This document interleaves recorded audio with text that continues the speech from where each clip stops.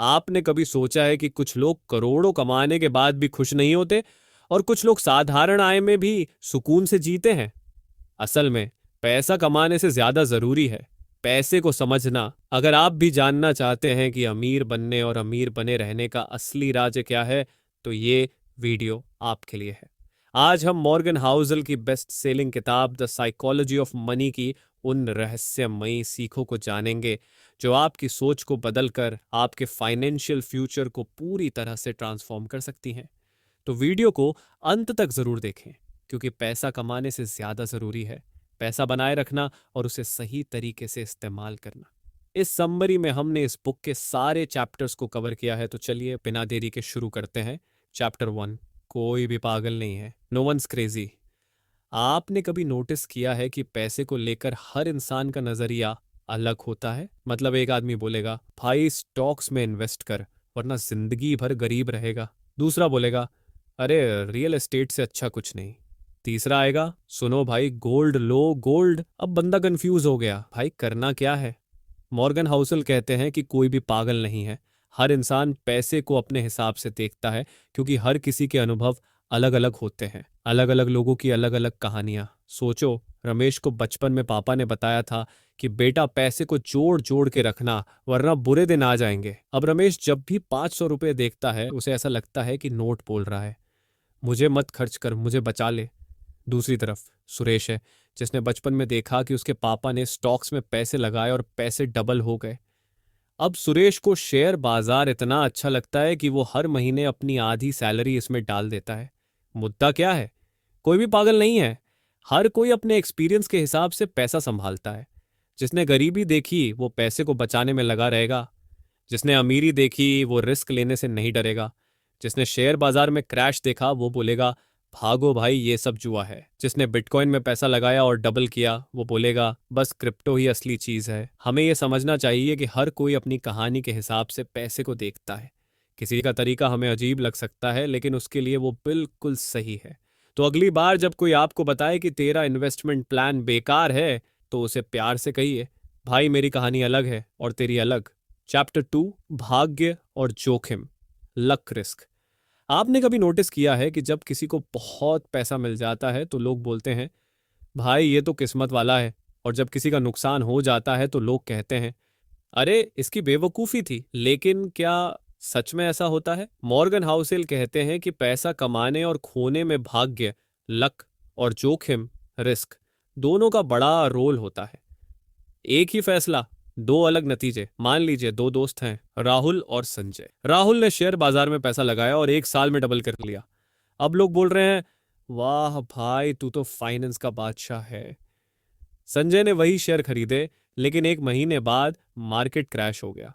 अब लोग कह रहे हैं अरे तूने बिना सोचे समझे पैसा क्यों लगाया?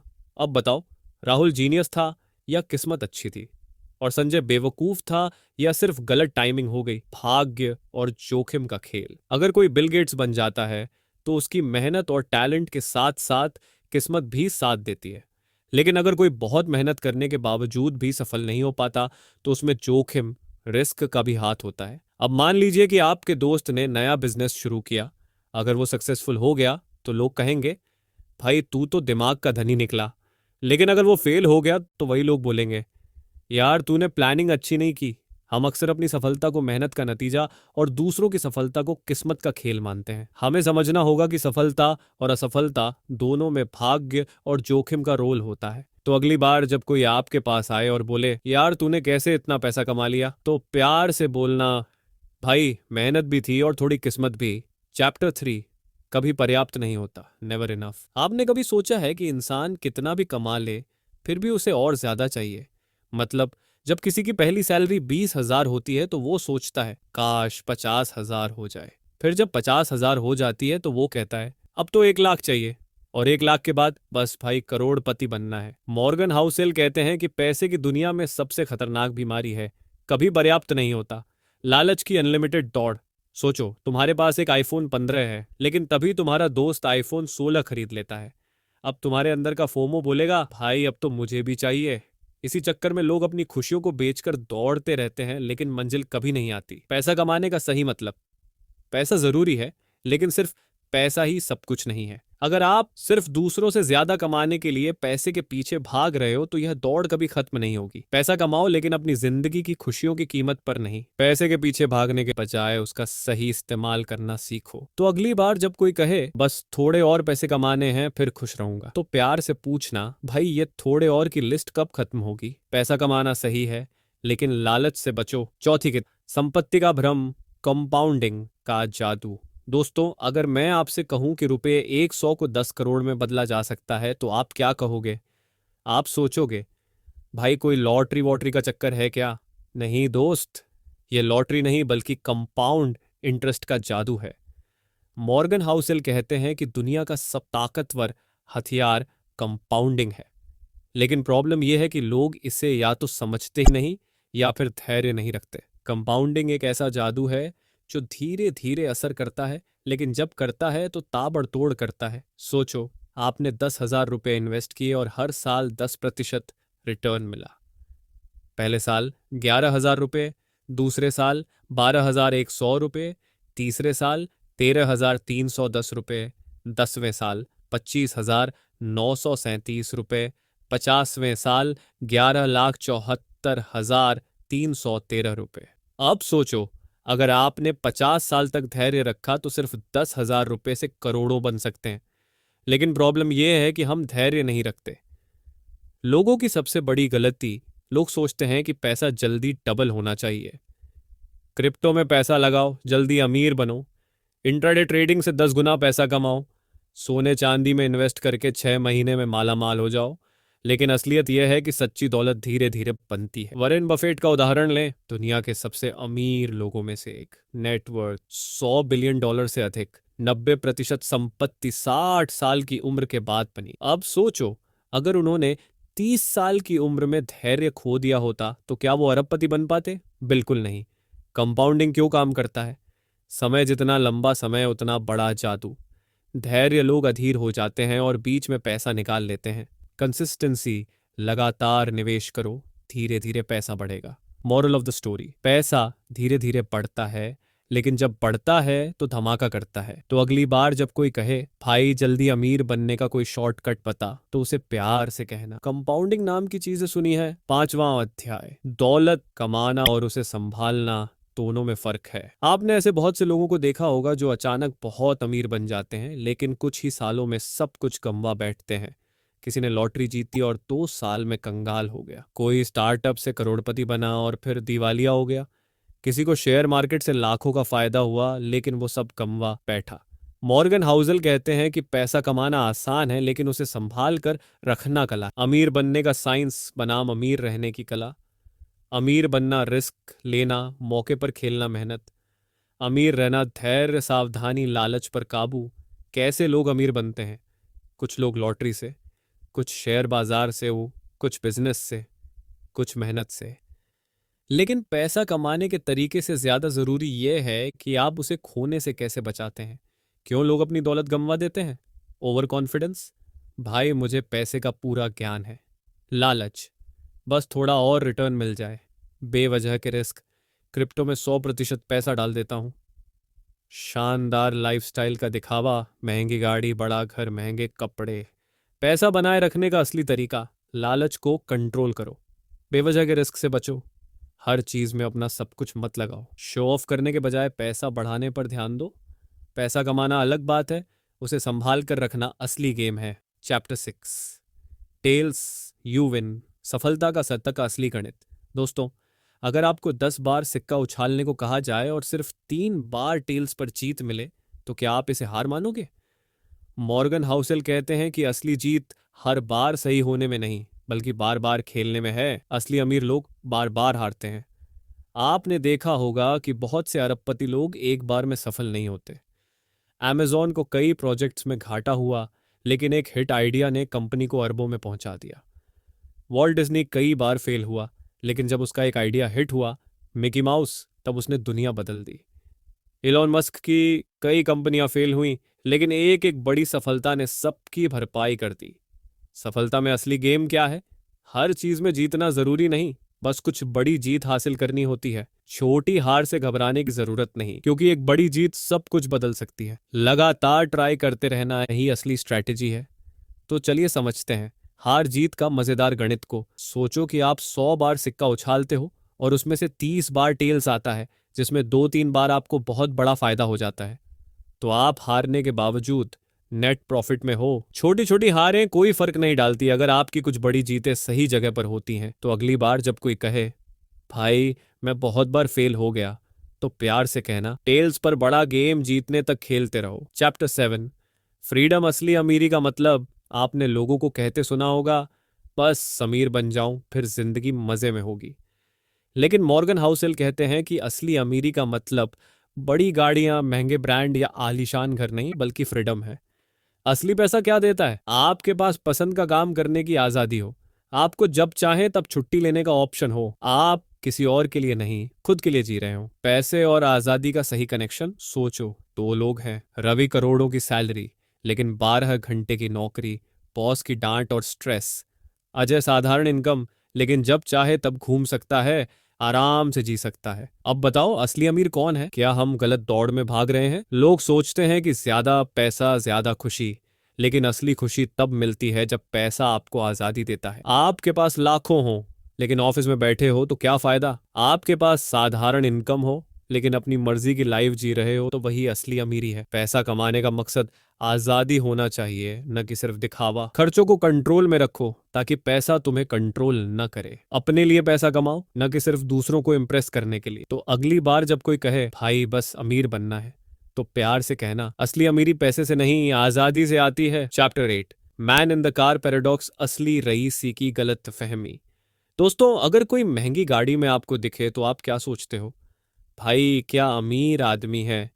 लेकिन असल में हम ये नहीं सोचते कि गाड़ी के अंदर बैठा आदमी कौन है, बल्कि हम गाड़ी देखकर खुद के बारे में सोचते हैं, काश मेरे पास भी ऐसी गाड़ी होती। यही है man in the car paradox, दिखावा व असली अमीरी। मॉर्गन हाउसेल कहते हैं कि लोग महंगी चीजें इसलिए खरीदते हैं ताकि लोग उन्हें अमीर समझें, लेकिन सच्चाई यह है कि लोग सिर्फ उन चीजों को नोटिस करते हैं, न कि उनको खरीदने वाले को। सोचो, अगर कोई रोल्स रॉयस में जाए तो आप उसकी तारीफ करेंगे या कार की? अगर कोई रोलेक्स पहने तो आप उसकी स्टाइल देखेंगे या उसकी पर्सनैलिटी? हमेशा चीजें नोटिस की जाती हैं, लोग नहीं। तो असली गेम क्या है? रईस दिखने से बेहतर रईस बनो। महंगी चीजों से पहचान नहीं बनती, असली पहचान आपके काम से बनती है। लोगों को प्रभावित करने के लिए खर्चा मत करो, बल्कि खुद को सुधारने पर काम करो। अगर लोग आपकी गाड़ी देखकर इम्प्रेस हो रहे हैं तो असल में वे गाड़ी से इम्प्रेस हो रहे हैं, आपसे नहीं। सच्ची अमीरी दिखावे में नहीं, बल्कि आपकी फाइनेंशियल फ्रीडम में होती है। तो अगली बार जब कोई कहे भाई एक दिन लंबोर्गिनी लेनी है, तो प्यार से कहना भाई एक दिन इतनी अमीरी कमानी है कि मुझे लंबोर्गिनी खरीदने की जरूरत ही ना पड़े। Chapter 9, true wealth is often hidden, असली अमीरी छुपी होती है। आजकल लोग अमीरी को महंगी गाड़ियों, बड़े घरों और ब्रांडेड कपड़ों से मापते हैं, लेकिन मॉर्गन हाउसेल कहते हैं कि असली असली अमीरी दिखावे में नहीं बल्कि छुपी होती है। यानी सबसे अमीर लोग वो होते हैं जिनके पास पैसा है लेकिन उन्हें दुनिया को दिखाने की जरूरत नहीं पड़ती। असली अमीरी दिखती नहीं, महसूस होती है। सोचो, 2 लोग हैं, रवि जिसके पास 50 करोड़ रुपए की प्रॉपर्टी है लेकिन बैंक बैलेंस 5,000 रुपए है। अजय जिसके पास 10 करोड़ रुपए की सेविंग्स हैं लेकिन कोई दिखावा नहीं करता। अब बताओ असली अमीर कौन है? पैसा छुपा होना क्यों बेहतर है? अगर आपकी अमीरी दिखती है तो वो खर्च भी हो रही है। शांति और सिक्योरिटी ज्यादा जरूरी है, न कि दिखावा। फाइनेंशियल फ्रीडम का मतलब ये नहीं कि सबको बताना है, बल्कि खुद को मजबूत बनाना है। एग्जाम्पल सोचो, वॉरेन बफेट करोड़ों के मालिक हैं लेकिन वो आज भी एक साधारण घर में रहते हैं। क्यों? क्योंकि उनके लिए असली अमीरी सिक्योरिटी और फ्रीडम है, न कि ब्रांडेड चीजें। असली अमीरी वो है जो आपको फाइनेंशियल फ्रीडम दे, न कि सिर्फ लाइक्स और फॉलोअर्स। जितना कम दिखावा उतना ज्यादा पैसा बचाने का मौका। तो अगली बार जब कोई कहे भाई मुझे अमीर दिखना है, प्यार से कहना भाई अमीर बनने की फिक्र कर, दिखने की नहीं।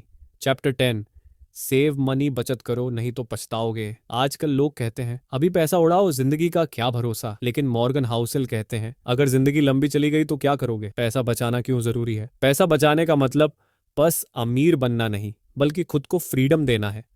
अगर आपके पास बचत नहीं है तो छोटा सा झटका भी आपकी लाइफ को हिला सकता है। बचत का असली फायदा तब दिखता है जब मुसीबत आती है और आपको किसी के आगे हाथ नहीं फैलाना पड़ता। सोचो, अगर नौकरी चली जाए और 3 महीने का खर्च ना हो तो क्या होगा? अगर अचानक कोई मेडिकल इमरजेंसी आ जाए और बैंक बैलेंस जीरो हो तो क्या होगा?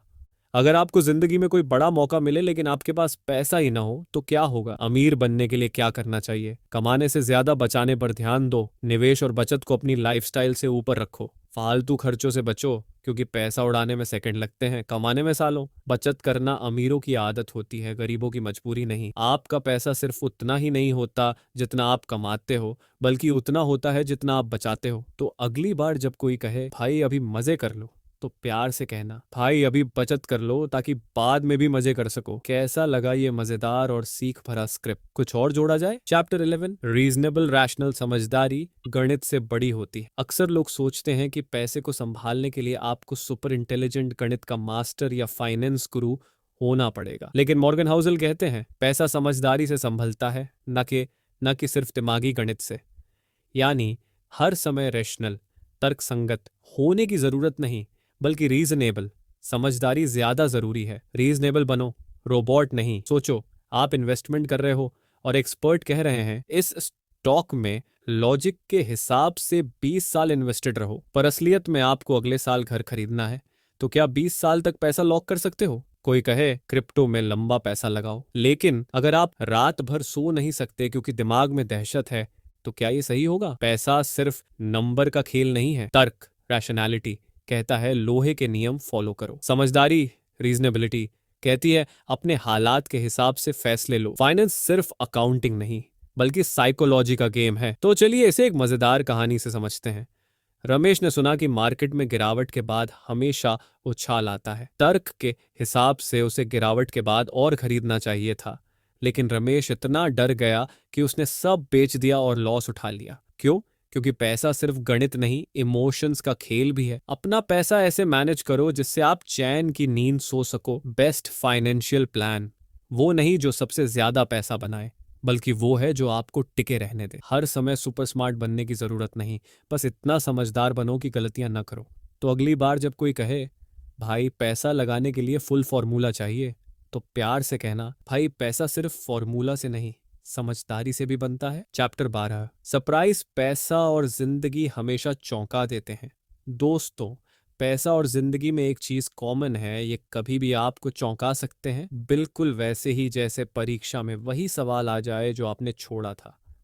मॉर्गन हाउसल कहते हैं फाइनेंस का सबसे बड़ा सच ये है कि दुनिया का फ्यूचर प्रिडिक्ट नहीं किया जा सकता। क्यों? क्योंकि अर्थव्यवस्था, स्टॉक्स और लोगों का बिहेवियर हमेशा बदलता रहता है। पैसा हमेशा सरप्राइज करता है। 2008 में जब मार्केट क्रैश हुआ तो करोड़ों लोग हैरान रह गए। 2020 में कोविड आया, बिजनेस ठप हो गए और अचानक क्रिप्टो उड़ान भरने लगा। बिटकॉइन जब 100 रुपये था तब किसी ने सोचा भी नहीं था कि ये लाखों में बिकेगा।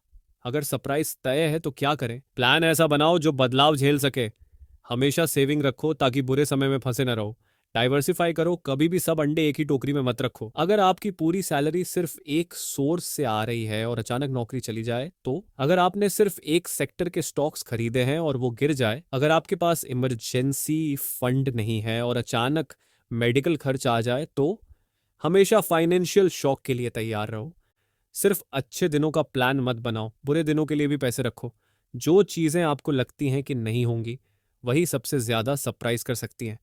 तो अगली बार जब कोई कहे भाई मैंने पूरा पैसा एक जगह लगा दिया क्योंकि मुझे पूरा भरोसा है, तो प्यार से कहना भाई भरोसे के साथ साथ एक बैकअप प्लान भी रख लो। चैप्टर 13, रूम फॉर एरर, थोड़ा मार्जिन रखो वरना पछताओगे। दोस्तों, परफेक्ट प्लान जैसी कोई चीज नहीं होती, क्योंकि जिंदगी में हर चीज एग्जैक्टली आपके प्लान के हिसाब से नहीं चलती। मॉर्गन हाउसल कहते हैं अगर आप फाइनेंशियल डिसीजन लेते वक्त कोई मार्जिन नहीं रखते तो छोटी छोटी गड़बड़ियां भी आपको बड़ा झटका दे सकती हैं।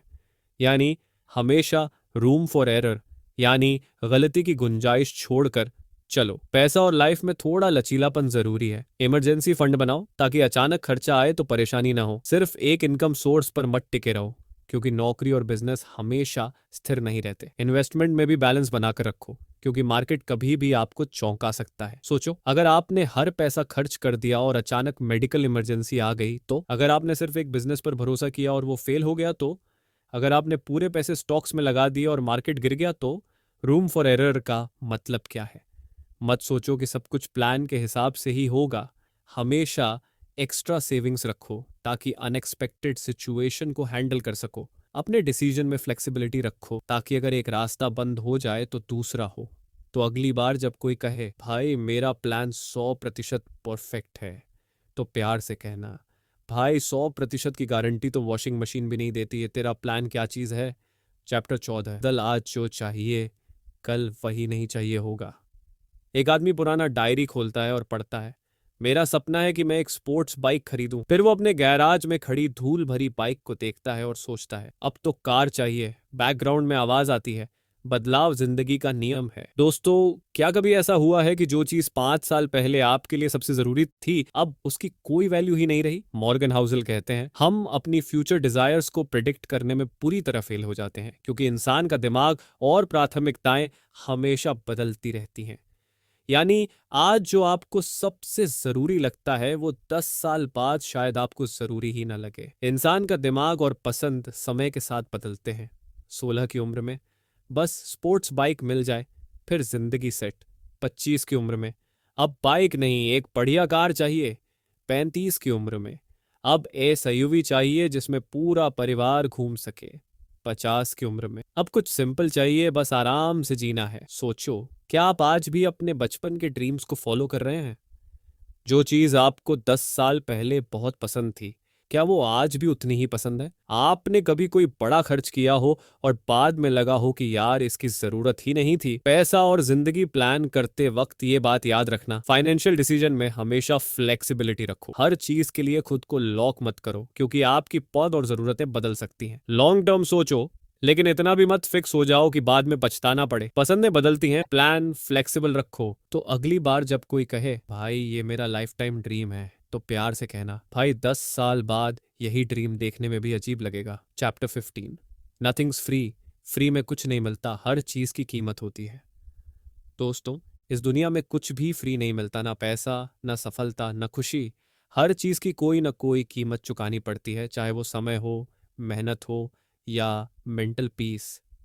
मॉर्गन हाउसल कहते हैं, हर अच्छी चीज के लिए आपको कोई ना कोई प्राइस देनी पड़ती है, लेकिन वो प्राइस हमेशा पैसों में नहीं होती। फ्री जैसी कोई चीज नहीं होती। मार्केट में जल्दी पैसा कमाने का ऑफर, असल में जोखिम, रिस्क है। फ्री में सोशल मीडिया पर स्क्रॉल करना, असल में आपका टाइम खर्च हो रहा है।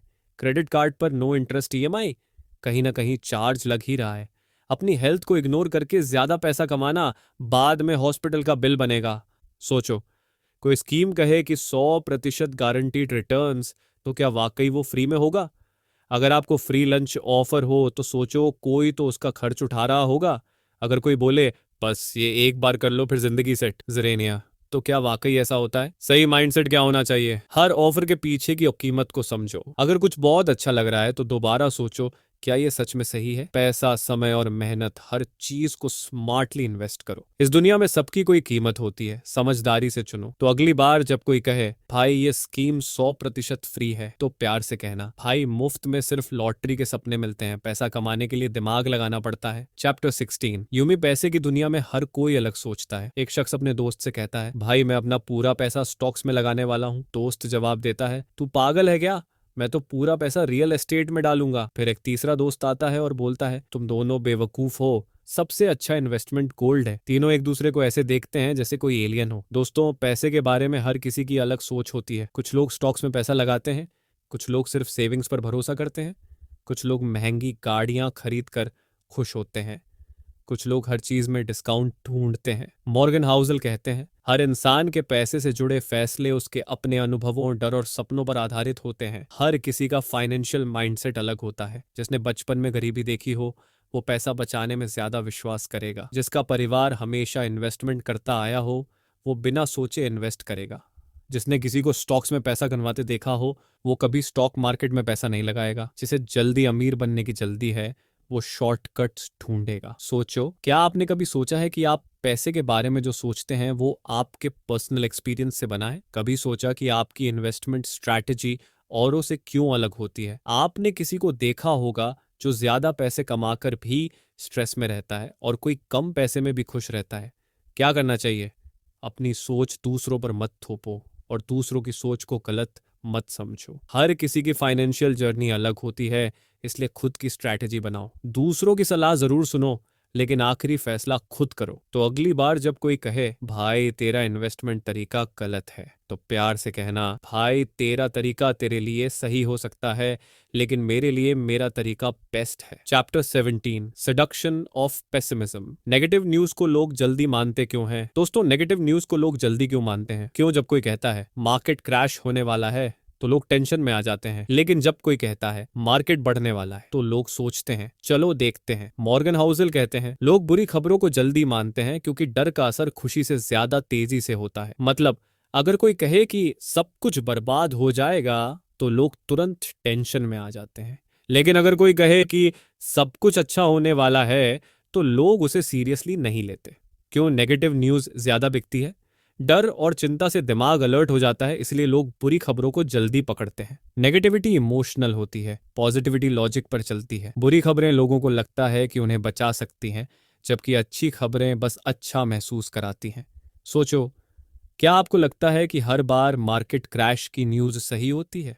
क्या आपने कभी डर की वजह से कोई गलत फाइनेंशियल डिसीजन लिया है? नेगेटिव न्यूज़ देखकर घबराना और पॉजिटिव न्यूज़ को इग्नोर करना सही है? क्या करना चाहिए? हर खबर को तसल्ली से जांचो, तुरंत रिएक्ट मत करो। अगर कोई सिर्फ डर बेच रहा है तो सोचो इसका फायदा किसे हो रहा है। फाइनेंशियल डिसीजन लॉजिक से लो, फियर से नहीं। तो अगली बार जब कोई कहे को मार्केट डूब रहा है तो प्यार से कहना मार्केट गिरता है, उठता है, लेकिन घबराने वाले ही सबसे ज्यादा नुकसान करते हैं। Chapter 18, when you will believe anything. जब भी कोई कहानी अच्छी लगती है हम उसे सच मान लेते हैं। दोस्तों, कभी कभी हम किसी भी चीज पर आसानी से यकीन कर लेते हैं बस क्योंकि वो हमें पसंद आती है। कोई कहे क्रिप्टो से रातों रात करोड़पति बन सकते हो, तुरंत यकीन कर लेते हैं। कोई कहे ये स्टॉक 10 गुना बढ़ेगा, बिना सोचे खरीद लेते हैं। कोई कहे बस एक कोर्स कर लो जिंदगी सेट, आंख बंद करके पैसे खर्च कर देते हैं। मॉर्गन हाउसल कहते हैं हम सिर्फ उन्हीं चीजों पर यकीन करते हैं जो हमें हमारी दुनिया से मेल खाती लगती हैं। मतलब अगर कोई कहानी हमारे डर, लालच या उम्मीदों से मैच करती है तो हम उसे सच मान लेते हैं बिना ज्यादा सोचे। क्यों लोग झूठी कहानियों पर यकीन कर लेते हैं?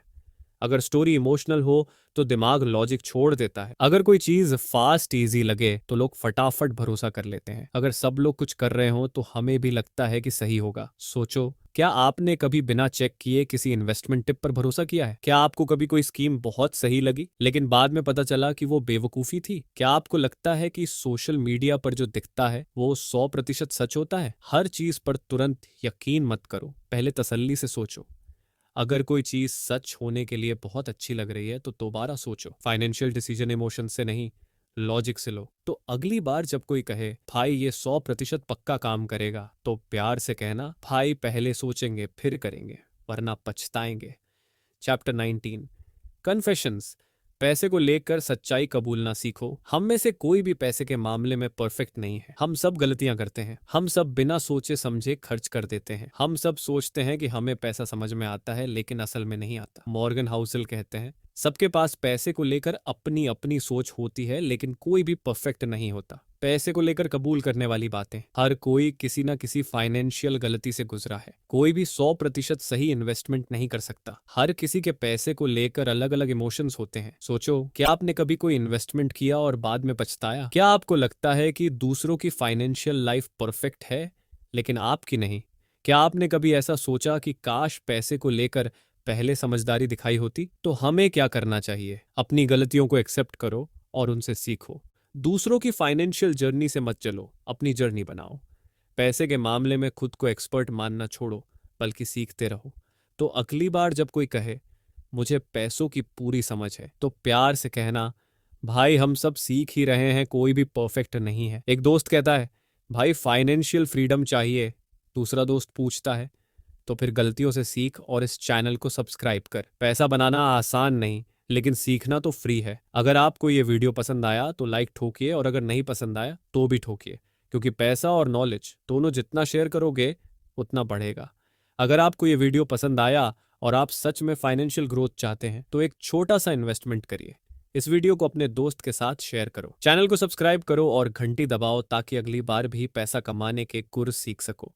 बाकी आप अगली बुक समरी कौन सी सुनना पसंद करेंगे, आप हमें कमेंट में बता सकते हैं।